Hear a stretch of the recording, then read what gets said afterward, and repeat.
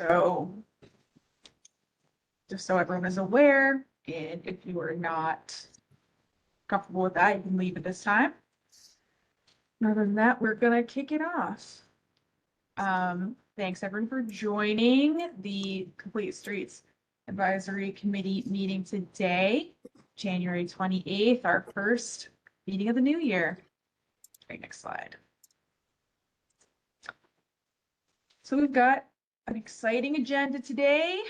Just some updates on our CIP budget look ahead and just going into the winter weather impacts that we've been feeling, most winters, but this one particularly. Then we'll be doing some exciting project spotlights, including our Fayette Street safety study, some great grant funded projects that we have either kicked off or moved forward recently. Got a little update on a quick build Hunting Ridge neighborhood traffic calming. And then we have a more citywide effort on Towards Zero quick build projects, and wrap it up with our Washington Street project and public feedback per usual. All right, next. So for usual, we've got our commissioners here. Thank you all again for your time. And Sean Ames from the fire department, Jason Wright from housing planning. The prior commissioner has moved into a new role. So, Austin, I see you have raised your hand. I presume that means you're here to represent planning, but Yep. you can. Fantastic. Okay, so you'll be attending for planning moving forward. Yep. Okay, awesome. We'll add you in. Great to have you. Thank you. Yolanda Winkler from Public Works, thank you, and myself from Transportation. And also thank you all the other folks for attending as well. So just for a quick budget look ahead, we are still in the budget has not been finalized or approved, so I'm just gonna touch briefly on some of our priorities for this year. The first item is just looking at our funding levels. And in the Maryland Code, we were lucky to work with our representatives over the past few years in transportation.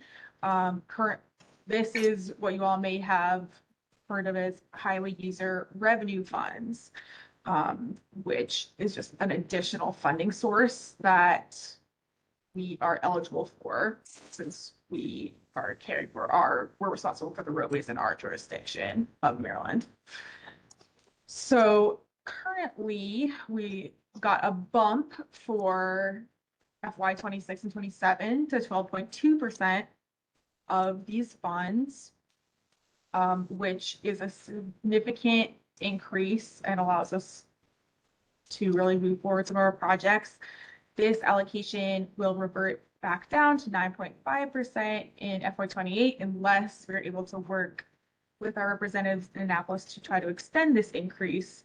For context, this year we're slated to receive $54 million in highway user revenue funds, which essentially doubles our budget, and that 3% increase is at least $20 million. So it's a really significant difference. And so we're working to extend this. But in terms of where does all that money go and what are our priorities, a big piece right now is local match for grant awards, which is very exciting. Then there is local match required for our normal federal aid program, to the 80% federal funded, match the 20% local funding. Right now, as you all may know, we're putting particular emphasis on our ADA program. So A significant portion of funding is going to that. These highway user revenue funds allow us to increase our local resurfacing and do more lane miles anticipated for over the next 2 years that and funding has allowed us to do in the recent past couple of years. And of course, we have our great safety initiatives and towards zero, and then also looking at some signal communications upgrades. All right, next slide. So just some topical updates in terms of winter weather impacts. Just our typical construction season is considered to be April 15th to November 15th. That's just a handy rule of thumb. You know, it does depend season to season if we're able to stretch that a little bit, but this season we've been hit relatively hard. And some of those impacts in terms of the cold weather, it prevents pavement markings from adhering to the roadway surface. We're typically looking at 40 degrees and rising for the best results on pavement marking. It also makes it difficult to maintain adequate asphalt temperatures for laying asphalt or speed humps. And then when we have snow, such as this season, the plowing wears down our pavement markings and flex posts more quickly. So it just puts a little bit more of a maintenance burden on the team. And next slide. So we're going to be rolling into some of our project spotlights. And the first one is going to be our grant projects. So this is a map. We were awarded a SMART grant, a federal SMART grant in December of last year, nearly $2 million to upgrade connectivity on routes impacted by the Francis Scott Key Bridge collapse and test out different technologies along these different corridors for track monitoring, traffic data collection, and signal optimization. So we're going to be looking at deploying a variety of technology from, we have LiDAR, just regular video, and then also some radar detection types along Hanover, Pulaski Highway, and Eastern Ave, which are some of the key routes that have seen heavier usage since the bridge collapse. And we'll be working the university partners at Morgan and UMD to work with this data, identify which technologies are working best, and see how we might want to expand that program in the future. Relatedly, we have another exciting partnership with WNATA and also some universities to add advanced data collection to force signals on North Ave. And this will be collecting traffic data, but also safety data such as near miss events. So we'll also be evaluating those areas, seeing how we can optimize those signals both for safety and operations generally. Next slide. Okay, so now I'm going to turn it over to John Hillegas to speak a little bit about Fayette Street safety study. Hey, thank you, Clea. So my name is John Hillegas. I'm a new planner here at the Baltimore City Department of Transportation, and I'm excited to be working on this study. And I have Troy here as well, who's from the community liaison team here at the department, and we're going to be working on this together. So I'll just go over fairly quickly the scope of this project and pause at the end to see if anyone has any questions or feedback. But Clea, you can go to the next slide. So that's myself and Troy, and we'll be working on this project together. You can go to the next slide. Okay, so this study is going to have two phases. We're looking at this. The phase one is more short-term, quick-build interventions, where we're going to focus on specific intersections to try to make sure that we are creating a safer roadway as quickly as possible. And that's going to be using our typical kind of quick-build interventions of curb bump outs or curb extensions, flex post, etc. And we are hoping to get this to 100% design and construction, and I'll talk about the draft timeline in a little bit. But phase two is really looking at more long-term interventions and hardscaping, and so in this study process, we're probably going to get that to concept designs, and so that will be looking at how can we increase safety and access for residents and people who use this corridor in the long term. And so we're going to be looking at things like, the possibility for a two-way conversion on the street, because currently this is a one-way street, but also looking at other interventions such as chicanes or other things that can help slow down traffic, reduce vehicle crashes, and make it a safer street for everyone who uses it. So next slide.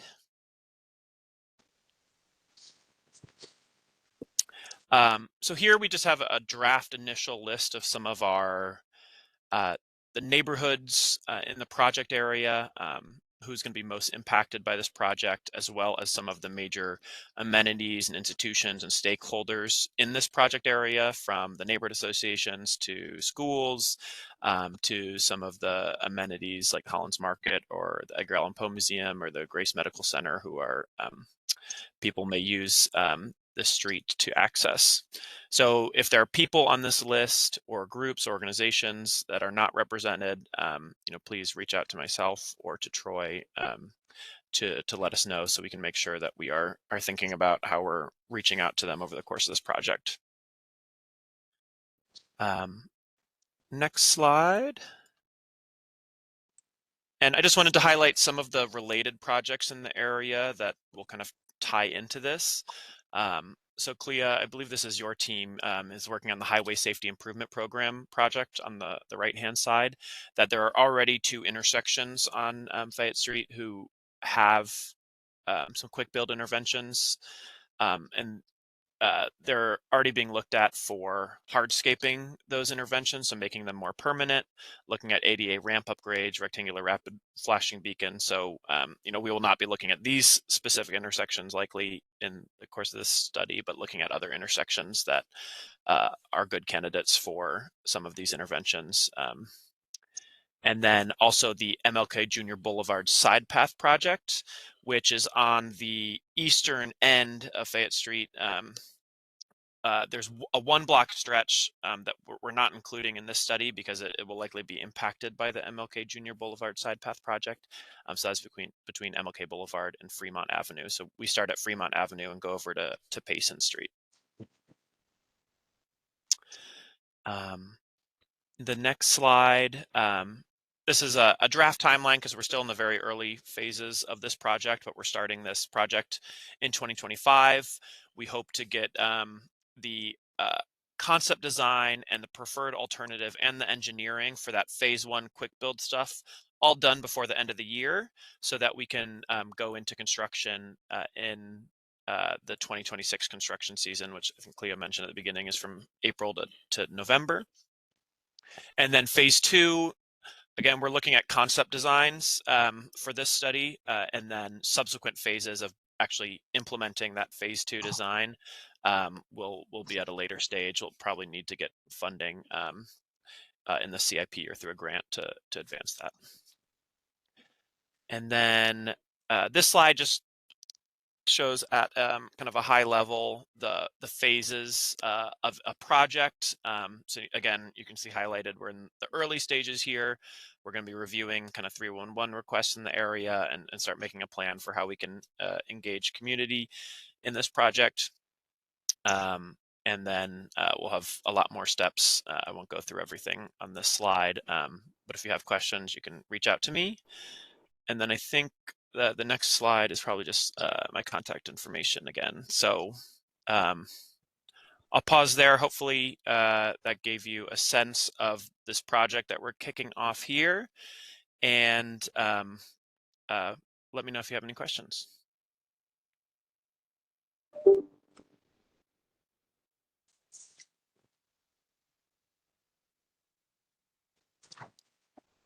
All right. Well, if no questions, I'll turn it over to Clea. Okay, great. Thanks very much, John. And there will be additional time for questions at the end if anything pops up for folks. But with that, I will pass it over to Shayna. Hi, everyone. Can folks hear me? Yes. Awesome. Apologies that my camera is not working. So I have two projects that I want to share with you guys today, but the first is probably they're both very exciting. So I won't say this one's more exciting than the other.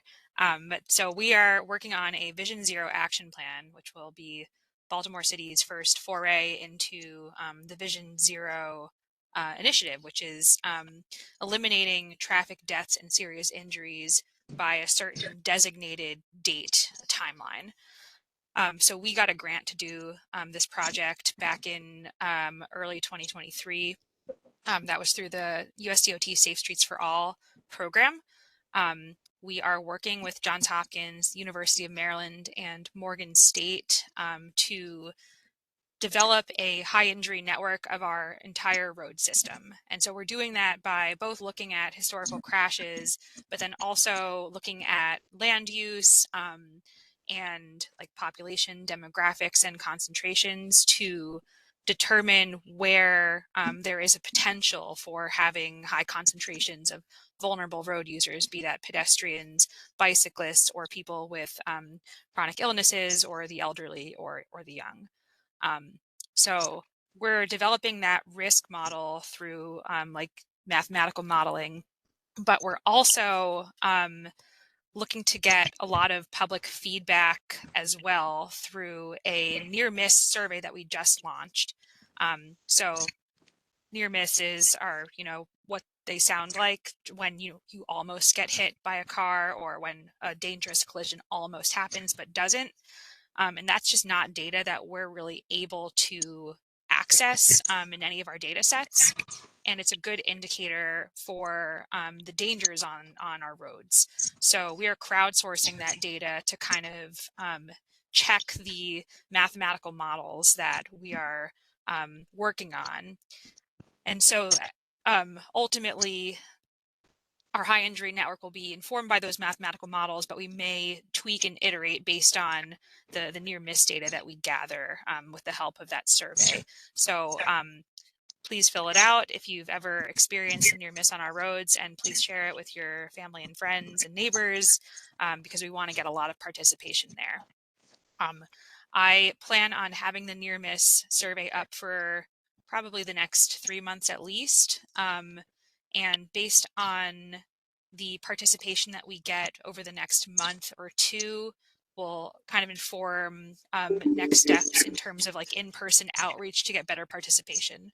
So sometime in March and April, I will likely do several in-person events in locations where we're not really hearing from as many people as other locations, to try and get better citywide participation. And then just, high level, how this project timeline is going to go.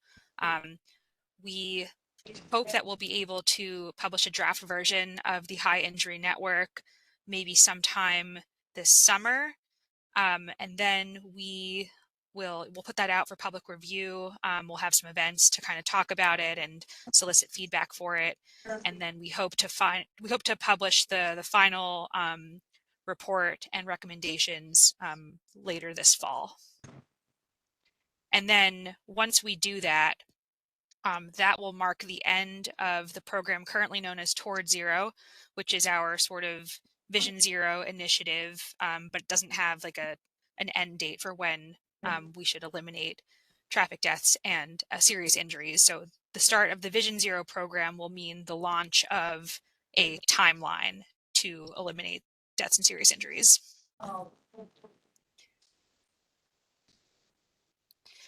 And then finally, before I forget, we also won funding through the same federal program to implement or really pilot the recommendations of the action plan. And so that project will start once the action plan is finalized.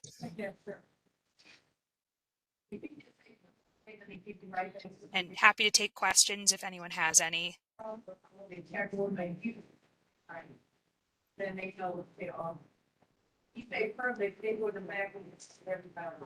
That is very exciting, Shayna. So I really appreciate the update.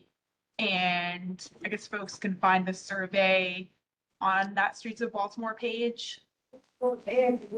Yes. So that you can find the survey either by scanning that QR code or by going to the Vision Zero Streets of Baltimore page and scrolling all the way to the bottom. Okay, beautiful.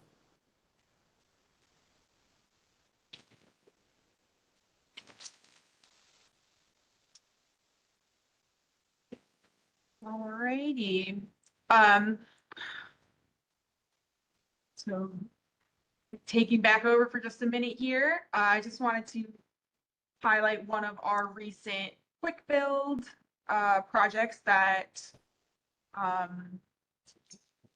was interesting because it was a little more neighborhood wide. We'd received some concerns about crashes and traffic calming requests in the Hunting Ridge neighborhood. So we looked at some of their more unusual intersections that did not have a typical layout and ones where folks were either violating one-ways or just not using that intersection appropriately. So we had a series of quick builds through the neighborhood to just, improve safety a little more holistically. We had bump outs on the bottom left, just creating more teed up intersection. The top right, we have a bump out preventing folks from continuing the wrong way on the street, forcing them to make the right as they are supposed to. And then at the bottom, just a little trail crossing upgrade at smallest trail crossing, just refresh up the crosswalks and putting up some flexos for a little more attention there. Next slide. Back to Shayna. Hi again. So before we adopt the new Vision Zero action plan, we are still operating under the program, under the initiative called Toward Zero, which is basically the same goal and the same program, but without a designated timeline. So this year for the Toward Zero program, we have identified 8 neighborhoods that have higher than average injury crash rates, and we are working on quick build projects to slow down traffic in those neighborhoods and reduce, hopefully eliminate those injury crashes. So these projects can be both on local streets as well as major corridors. But the idea is to create contiguous improvements between the neighborhoods for that systemic change. So this year, the neighborhoods that we are going to be working with are Madison East End, Milton Montford, Elwood Park, and McElderry Park in the east, and then Boyd Booth, Union Square, Mount Clair, and Carrollton Ridge in the west.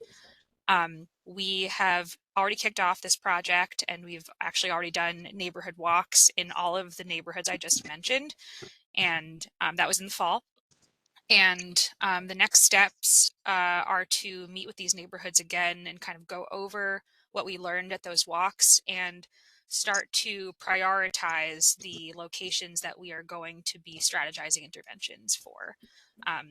So ultimately, we plan to complete the planning and design for this project by the end of this year, and the goal will be to build the quick build projects next year. And we do have a Streets of Baltimore page for this project as well at streetsofbaltimore.com/toward-zero-quick-build. Quick question. This is Yolanda Winkler. what does this really mean in layman terms? I hear you, we understand you, but when you're presenting this and you're talking about the contiguous connections, what does that really mean? Does that mean that they're going to see um, additional the temporary piping? I don't know. I can't remember what the technical name is for those calming devices. But does it mean we're going to see more of that? Does it mean we're going to see additional cuts in the road? What does this really mean? Sure. So quick build projects are by definition like temporary materials, so paint or Mm-hmm. flex post or the rubber curb Mm-hmm. Yeah, stops. flex But post. we're also going to be doing some speed humps as well as part of this project. So the ultimate interventions in these neighborhoods will be a combination of the like paint and flex posts and curb bump outs or chicanes, potentially even bike lanes if the neighborhoods are supportive of it, and then also complementary speed humps. So the communities would have an option. Is that Yeah, what we're I'm working hearing? with the Where you we're can working offer the option, yeah. so we're working with the communities to identify the right interventions for their neighborhoods. Perfect. Okay, thank you.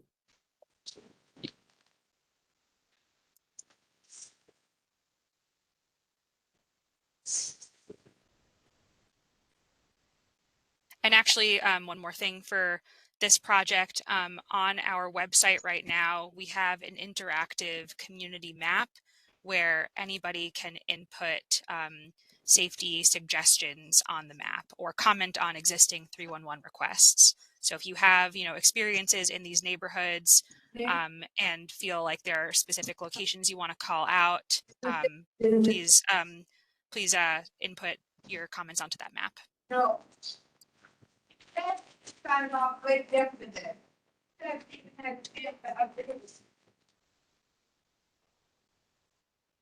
Okay, great. Thank you, Shana.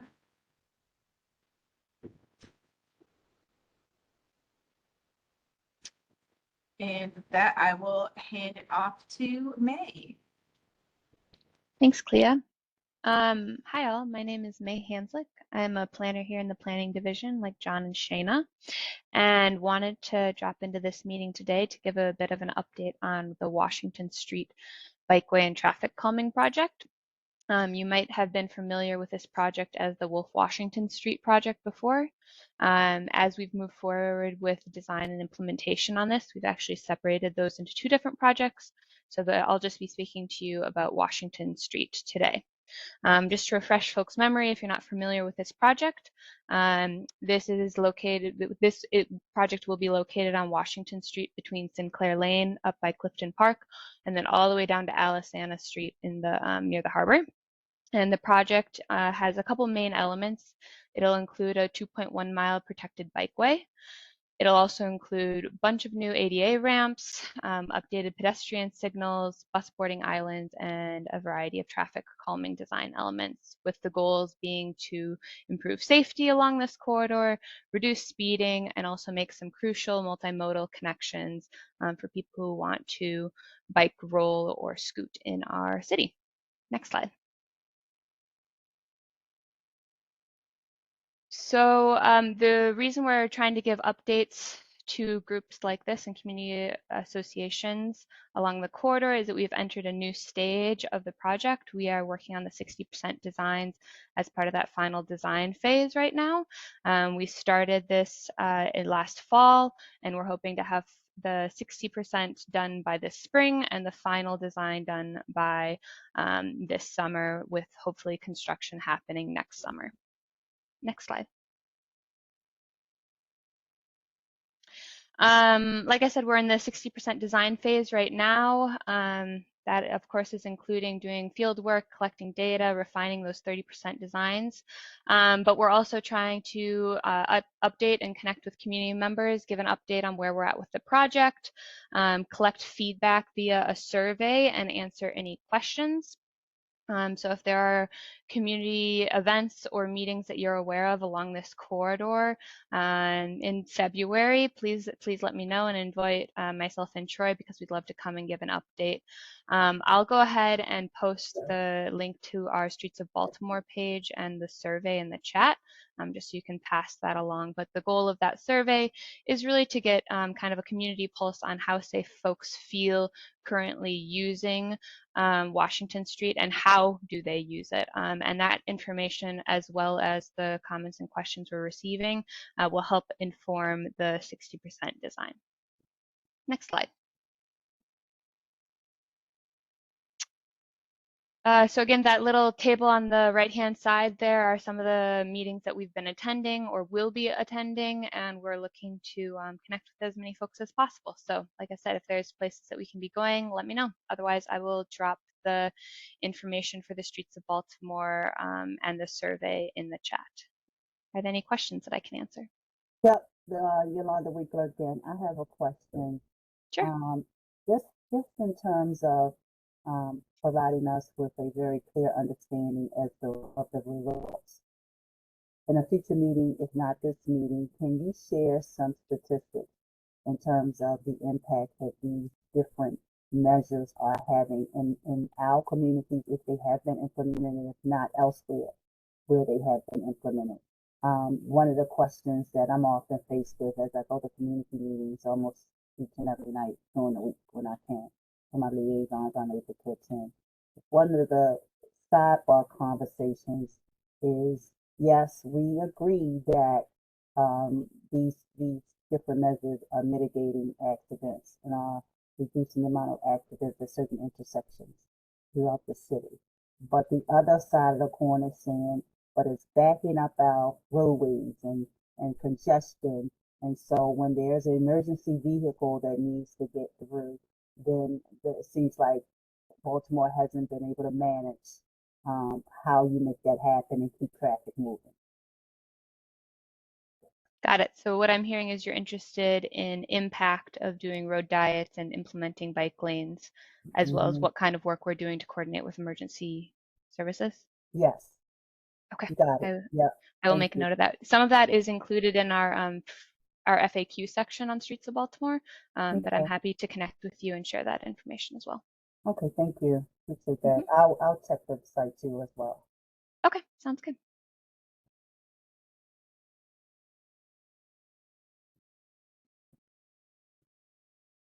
Got it. Yep. Thank you.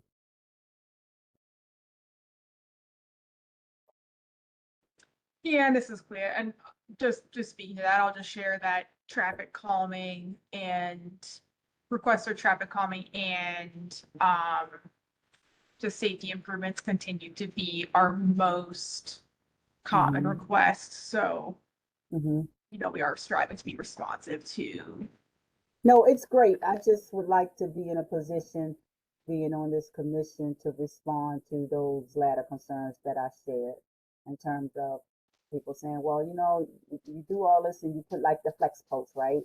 And the narrowing of the lanes. And the biggest complaint I get is from Bel Air Road and is it Bel Air or is it Hartford? I get those two roads confused.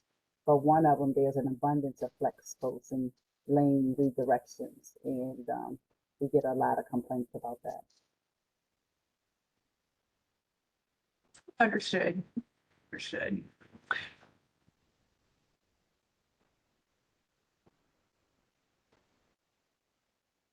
Okay.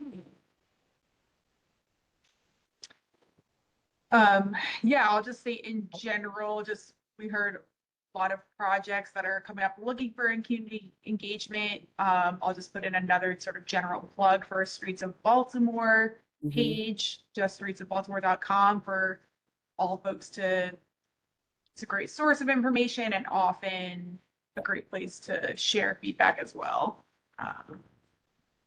What's the process for maintenance of those flex posts once they are get knocked down? How are we managing that? So we launched last year a 311 service request type specifically for flex posts. So yeah, if there are specific locations Okay. folks have noted, they can put in a request for replacement. Awesome. Okay, thank you. The FlexPost team also does, some periodic, just Field clean checks, up. yeah. But if there's particular areas folks are noticing, we recommend the 311. Okay, thank you.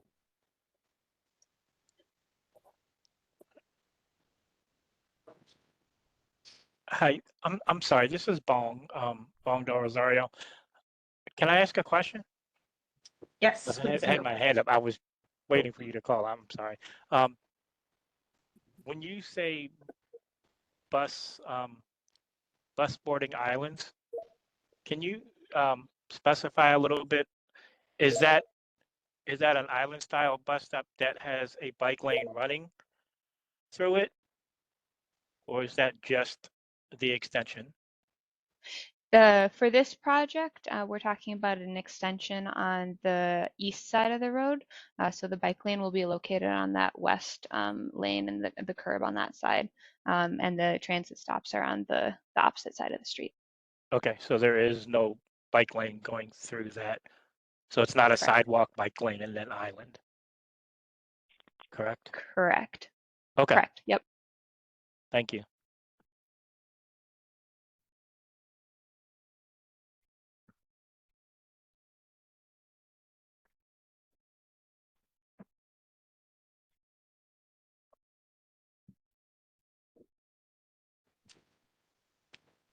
Okay. With that, we're going to just open it up to public feedback and questions, either on the items we touched on today or opening it up to other items. So feel free to either drop your question in the chat or raise your hand. Sorry about that, Bong. I will monitor the full list of folks with hands moving forward.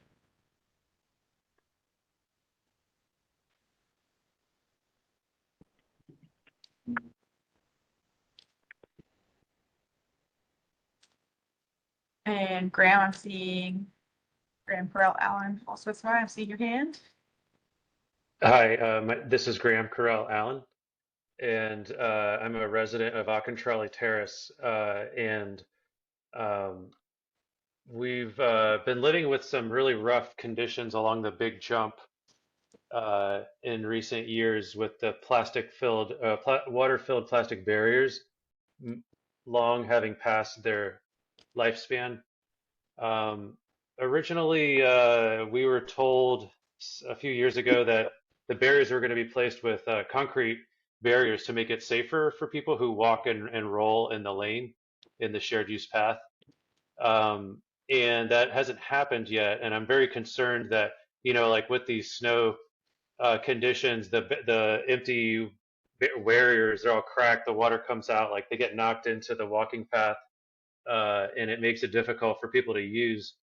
Um, and it also just doesn't protect people at all. So I'm wondering, has DOT figured out where the money is to deliver the concrete barriers that were promised to our community 2 or 3 years ago, and will they be able to extend those concrete barriers over the 28th Street Bridge, which previously we've been told was not possible, but we are in fact seeing multiple lanes of concrete barriers used on the North Avenue Bridge during construction. So that suggests, from an engineering perspective, that these bridges can indeed support concrete barriers to protect walking and biking paths.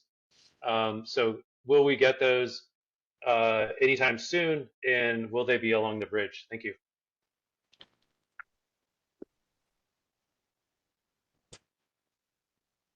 Hi, Graham. This is May Hanslick from Planning again, chiming in. Planning's been working with traffic on those barriers. We are in the process of trying to secure those concrete jersey barriers right now. To your point about putting them on the bridge, we have been coordinating with the bridge department here. And right now we are just working on putting the Jersey barriers on the non-bridge portion. The bridge portion will require additional engineering, and we are not comfortable with doing that right now. Is that right, Clea? That is correct. And yeah, I'll just add, we do have a pot of funding. So it's just looking at the procurement for those barriers. And I guess the funding will at least cover the majority of concrete barriers. Again, it's mainly stated along the roadway. The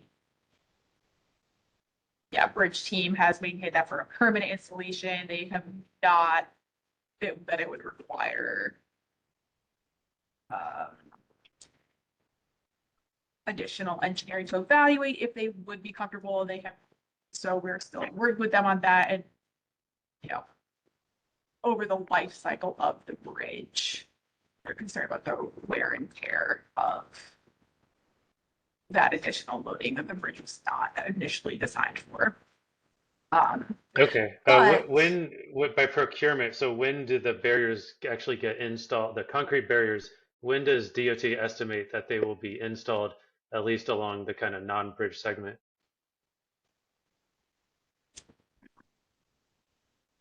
I don't know that we have a specific timeline currently. May. We don't have a timeline, but we are actively working on it. Okay. Well, thank you all. I will. I love you all. I know everyone's doing their best, but I just have to say, as an advocate, that this is unacceptable, and we deserve better. So thank you all.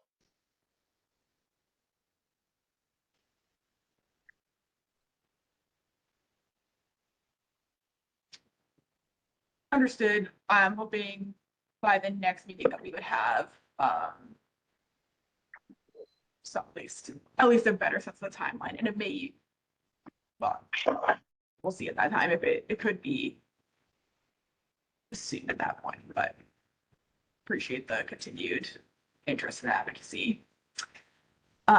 Okay, seeing comment in the chat.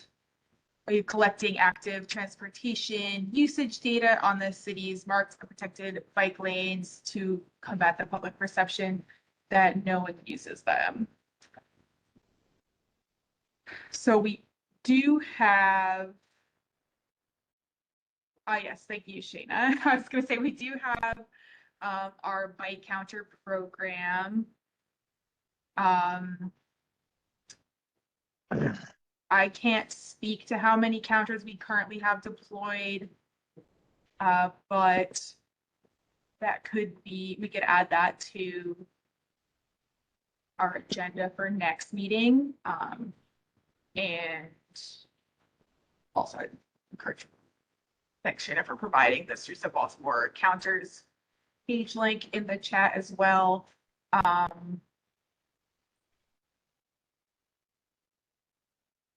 I'll just tie it back to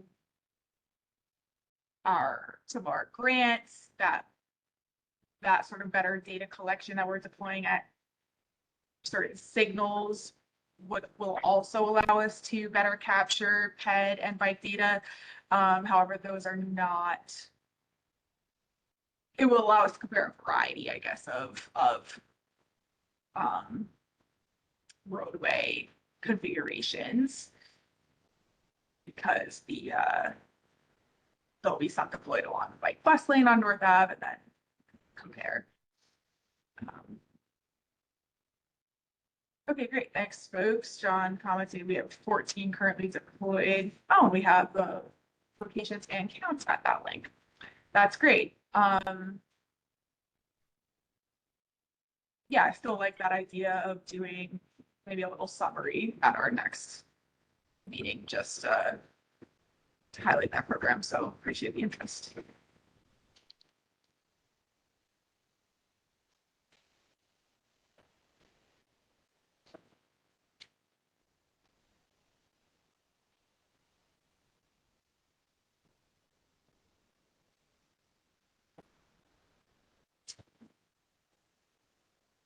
am seeing in the chat just final comment from Jennifer L. Weeks. She answered, I think it would help tremendously to be able to highlight cases or stories of people using the facilities. Appreciate the suggestion.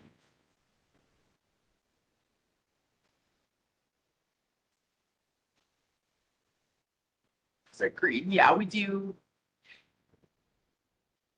It's true that folks sometimes do look at our bike lanes and it feels like no one's using them, but we are working on collecting that data showing the value and the usage. So definitely highlighting that is important.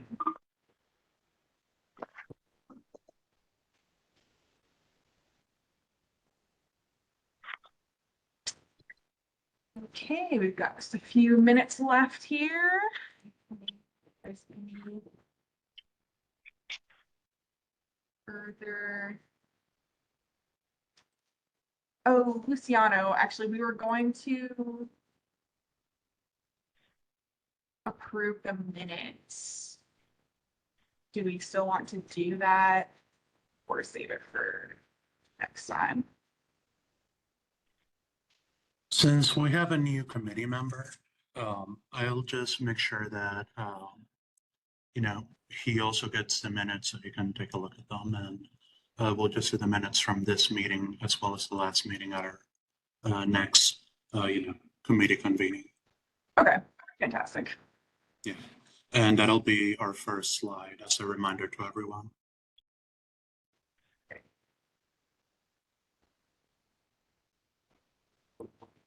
Perfect, thank you. Okay, I am seeing a question from Graham Pearl Allen. When does the Utah Police cycle track get installed? I don't have great update on that personally, but I can check in with the team and circle back.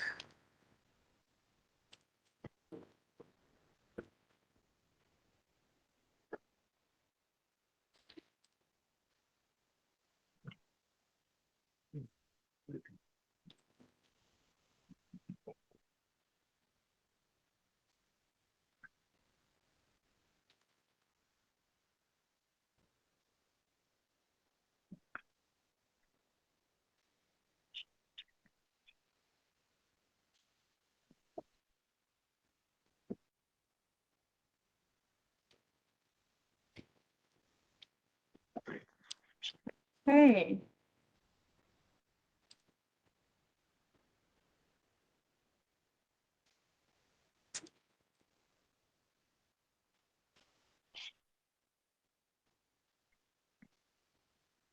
I'll say, looking out for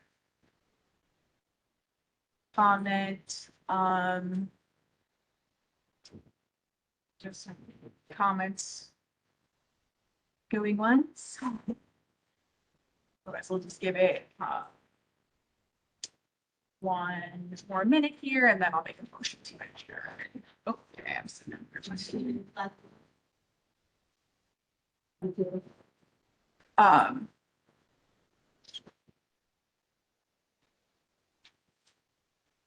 From Rochelle Carpenter, are there any other updates on downtown Rise improvements?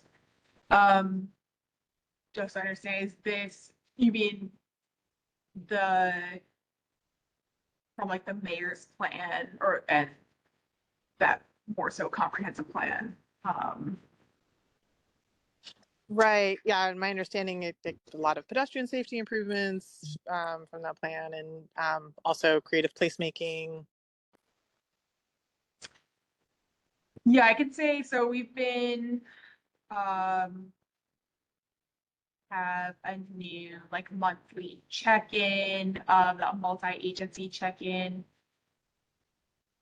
just on starting to make progress on some of the low-hanging fruit, such as looking at crosswalks, pedestrian signals, working to get more planters and community-led placemaking out there. So those are the items kind of being progressed first, and then some of the, so that's really the phase one as it's being tackled right now.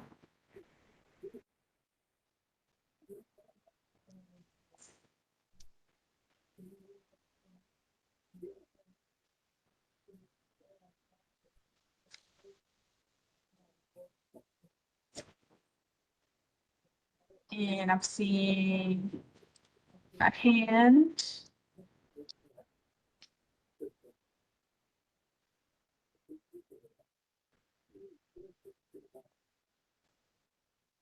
From Mr. Ames. Yes. When you talked about the equip built projects in the early part of this meeting, can we just ensure that all the traffic calming goes through the fire department? I know a lot of times this is a quick turnaround, but most importantly, to make sure that you do the emergency apparatus cutouts and all the humps, because that really helps us to still get to where we need to get to an emergency on a quicker basis. There's been numerous projects that did not go through the fire department. And I would like to also make sure that the citizens and residents are definitely safer, but those emergency apparatus cutouts do let us get to an emergency a lot quicker. So hopefully those projects will get forward to us and we could give you our input, whether they're needed or not. Definitely. And were they speed hump projects you're referring to, or some more of like the bump out type? Speed humps mostly. The speed humps. Okay. Yes. I'll check in with the team on making sure all locations are sent your way. So a good indicator is always going to be if the ArcGIS is saying it's, a collector or something like that. Those, you pretty much have to put an emergency apparatus cut out. But there are other roads and streets that we use, on a very frequent basis. Understood. Yeah, and I'll just say we are moving towards implementing the slots more frequently. So I think that should be no problem.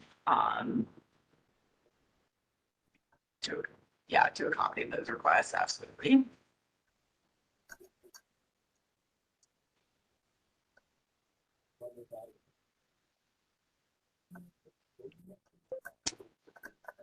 And let's see, Shane, I see you are asking, are we pursuing our asphalt parts grant for Utah Street? I believe we are. Pursuing. Yes, we are. That was. Not a question. It's a comment. Not a question. Rochelle had a question on whether we are, or what the updates are for Downtown Rise, and so we, for other folks on the call, we are pursuing several grants for Downtown Rise, including a Bloomberg Asphalt Arts grant for a art median project on Utah Street, as well as a downtown-wide planning effort under the BUILD grant, which was formerly raised. Great. Thank you very much for that.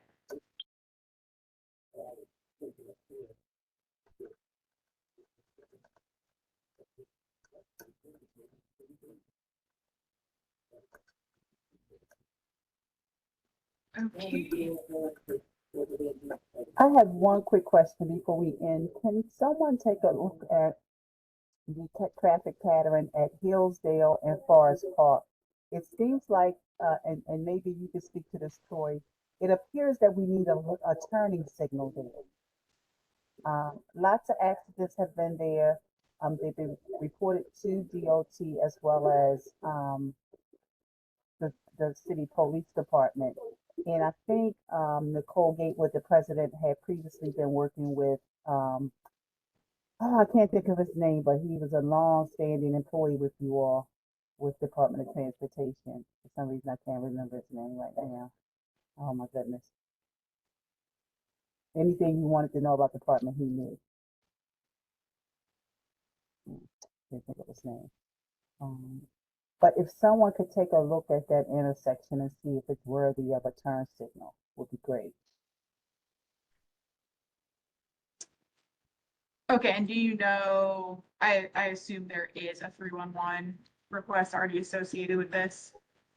There have been several 311s. There have been several conversations. I cannot think of his name. I can see his face, but I cannot think of his name right now. That we've been working. He drove up there, took a look at it, but we never got any results as to whether or not anything was going to be done. But it still remains a problem in terms of the residents that are coming out of Hillsdale being able to make that left-hand turn onto Forest Park. Okay, from Hillsdale. Yeah. Okay, yep, I'll take a look into, I'll have the team Okay. Thank see you. what has been done and what can be done.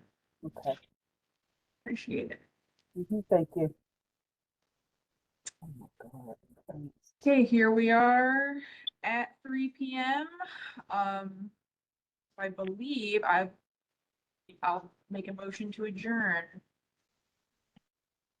Just need a second from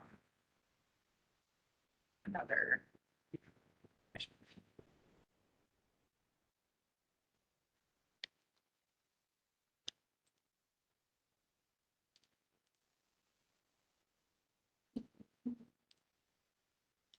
And Clea, Yes. after reaching the end of our agenda as the chair, you're able to just adjourn the meeting automatically. Oh, okay, great. Thank you. Well, with that, we will adjourn. Thank you everyone for your time and attention, and we'll be convening in 3 months. Really appreciate it.